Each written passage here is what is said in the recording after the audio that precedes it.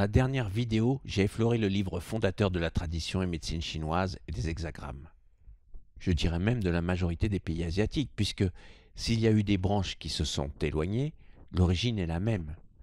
Le Yijing ou le Yiqing ou encore le Yiqing, c'est différentes prononciations pour un même livre, dont l'origine remonte à la préhistoire.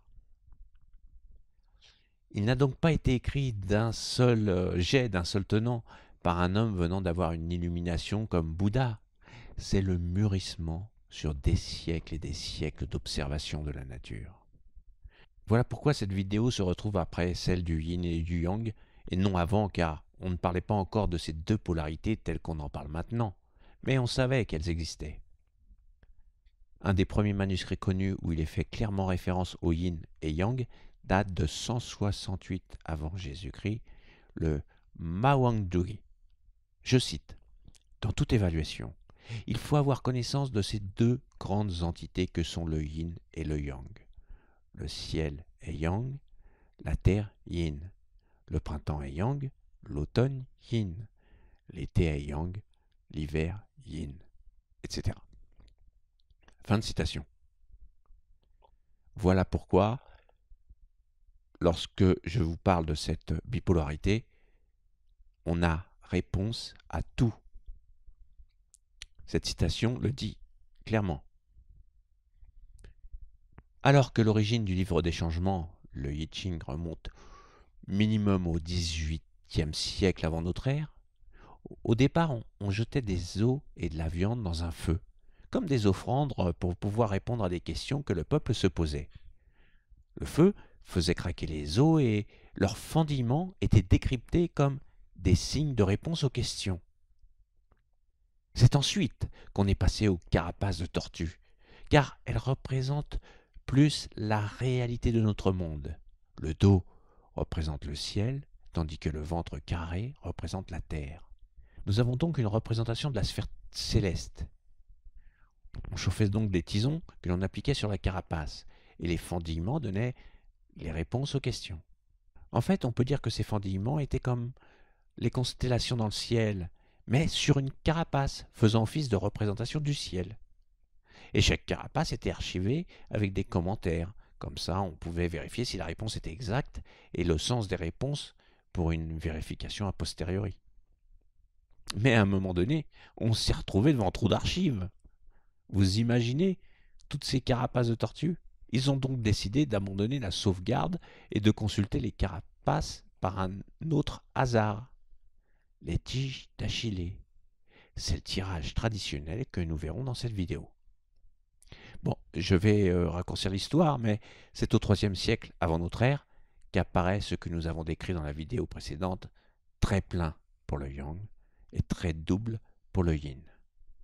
Et le tirage traditionnel que nous allons voir tout de suite n'a rien à voir avec le tirage vite fait des 3 pièces très prisées en Occident, qui est venu beaucoup plus tard et qui enlève toute la saveur au tirage traditionnel. Avant de passer à un exemple de tirage, imprégnez-vous de cette phrase tirée du I Ching. Je cite, « La seule chose qui ne changera jamais, c'est que tout est toujours en train de changer. » Fin de citation. Je ne vais pas vous faire un tirage complet car c'est long, ça dure environ 30 minutes pour un hexagramme. Je vais vous montrer le tirage pour avoir un seul trait et les outils utilisés. Vous pourrez plus tard, si vous voulez, approfondir le I Ching.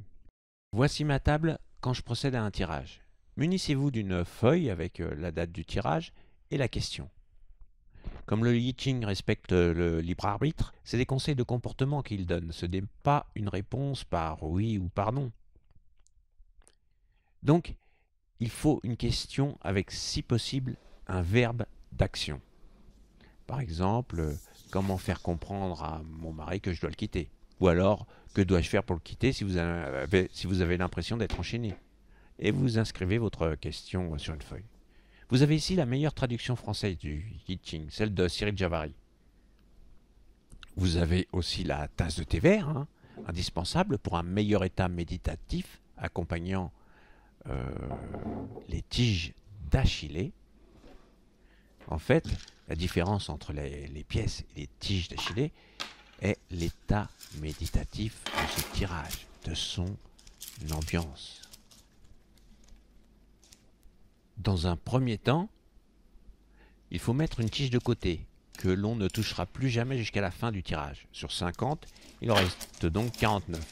Elle signifie l'unité, donc avant la dissociation du yin et du yang, avant le 2. Ensuite, vous divisez en deux le paquet restant. Dans le paquet de droite, vous prenez une tige que vous mettez entre l'auriculaire et l'annulaire, qui symbolise en quelque sorte le libre arbitre. Vous prenez le paquet de gauche et vous comptez le restant des tiges 4 par 4 jusqu'à ce qu'il en reste moins de 4.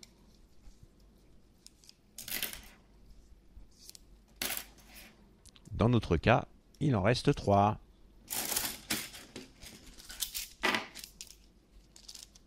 Donc bien sûr, vous les mettez entre l'annulaire et le majeur.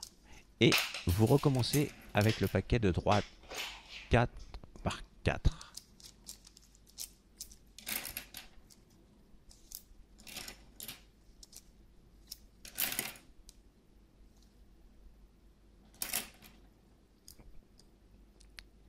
Et il en reste une que vous mettez entre le majeur et l'index.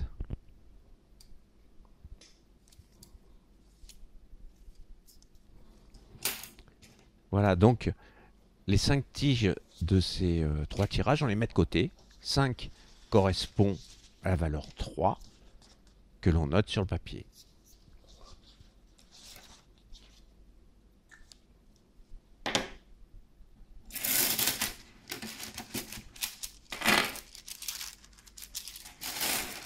Et on recommence encore 2 tirages pour déterminer le premier trait yin ou yang. Je vous laisse regarder la suite.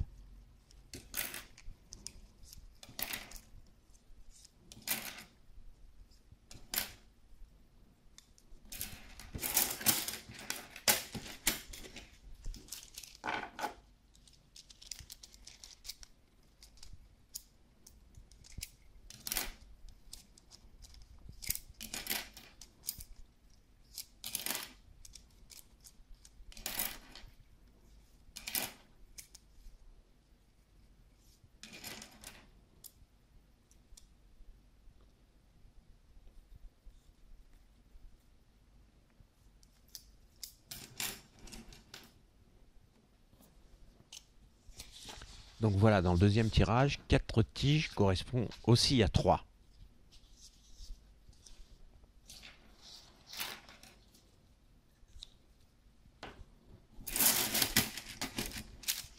On recommence le troisième tirage.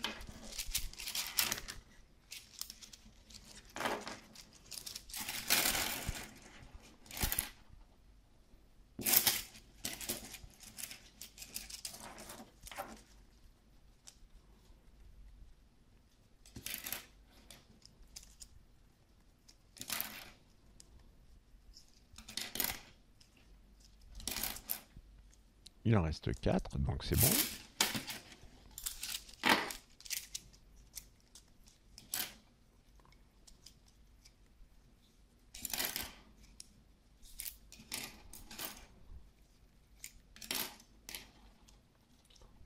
Il en reste 3, donc en tout ça fait 8. Et le 8 correspond à 2 que l'on note.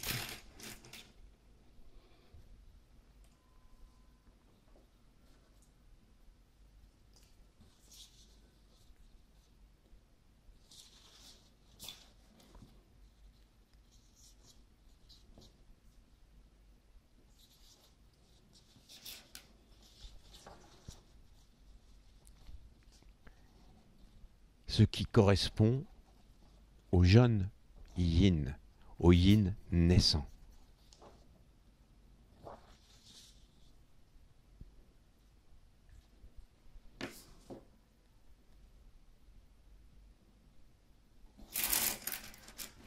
Vous reprenez toutes les tiges,